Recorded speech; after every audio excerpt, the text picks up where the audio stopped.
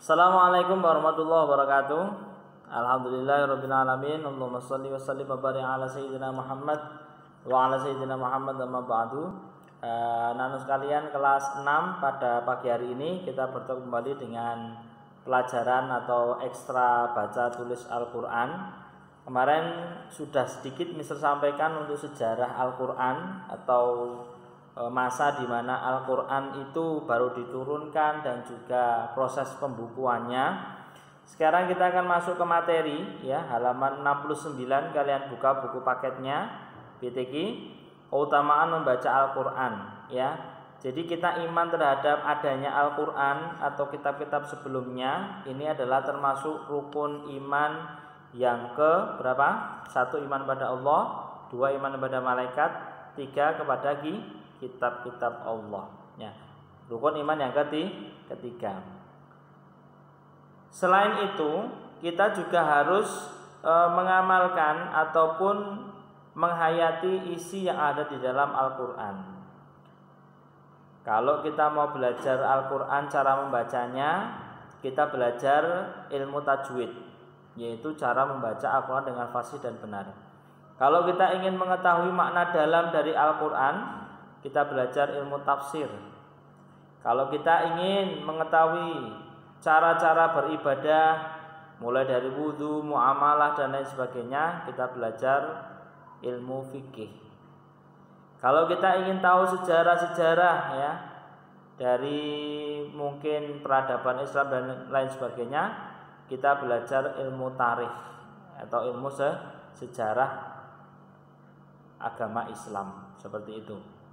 Nah, di sini Al-Qur'an diturunkan itu berangsur-angsur selama 23 tahun. Tidak langsung satu hari selesai, tidak. 23 tahun mulai dari Nabi Muhammad SAW berusia 40 tahun sampai beliau umur 63 tahun. Kemarin juga sudah Mister sampaikan untuk surah atau ayat yang pertama turun adalah surah Al-Alaq ayat 1 sampai 5, yang terakhir adalah surah Al-Maidah ayat 3. Kemudian Al-Qur'an ini fungsinya apa? Al-Qur'an ini fungsinya sebagai apa?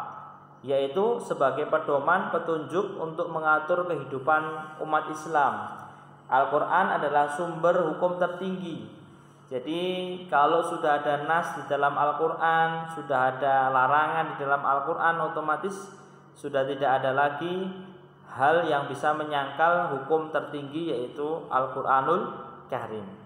Jadi hukum dalam Islam itu yang tertinggi Al-Qur'an, kemudian yang kedua adalah Al-Hadis atau segala ucapan, perilaku dan ketetapan Nabi Muhammad SAW.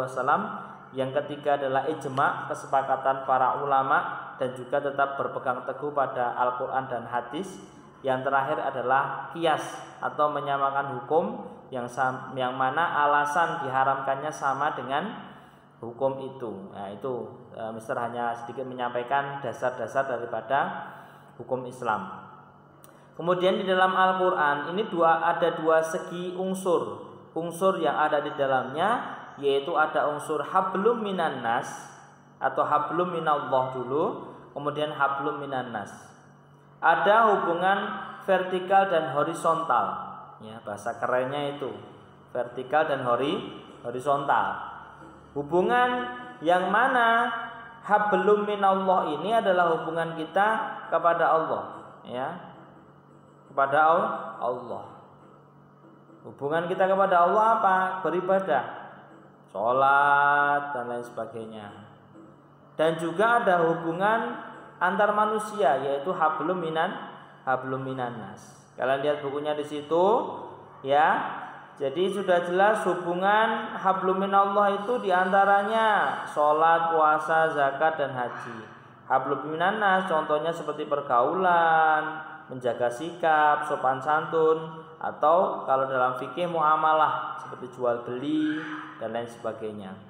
Nah, di dalam Al-Qur'an itu semua sudah termaktub hukum-hukum yang kaitannya dengan hablum minallah dan hablum minan nas. Hubungan kita pada Allah bagaimana tertera semua dalam Al-Qur'an, dan hubungan kita kepada sama manusia harusnya bagaimana ketika kita bertemu dengan sesama, kita dalam hal-hal yang lain itu bagaimana, sudah ada semuanya.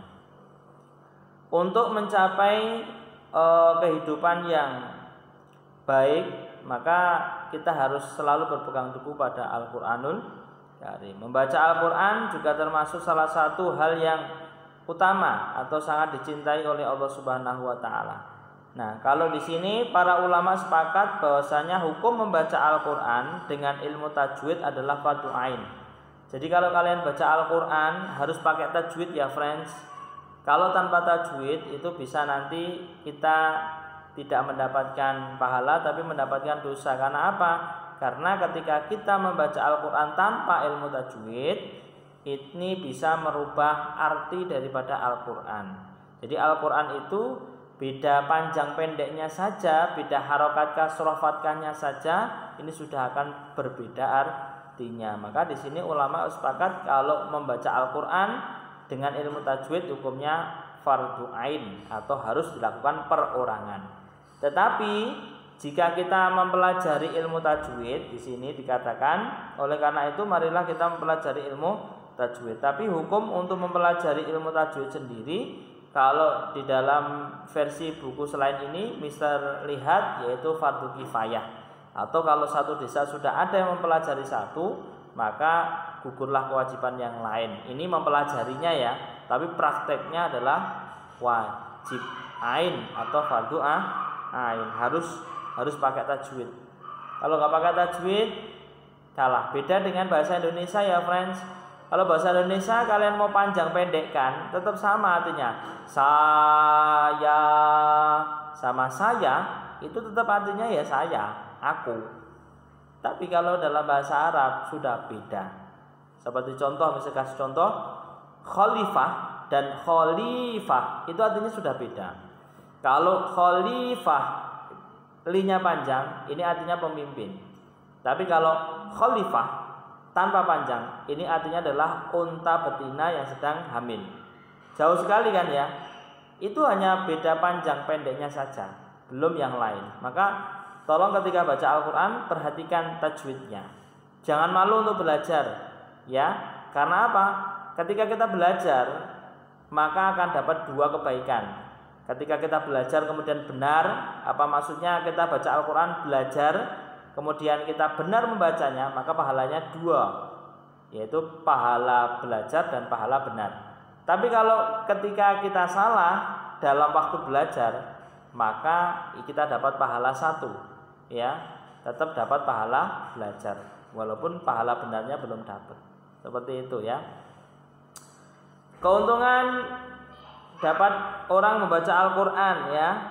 Salah satu keuntungan-keuntungan apa yang akan kita dapat ketika kita belajar Al-Quran, atau hikmah apa, keutamaan apa yang akan kita dapat ketika kita membaca Al-Quran. Nah, itu akan kita bahas di pertemuan yang akan datang. Untuk pertemuan kali ini cukup itu saja.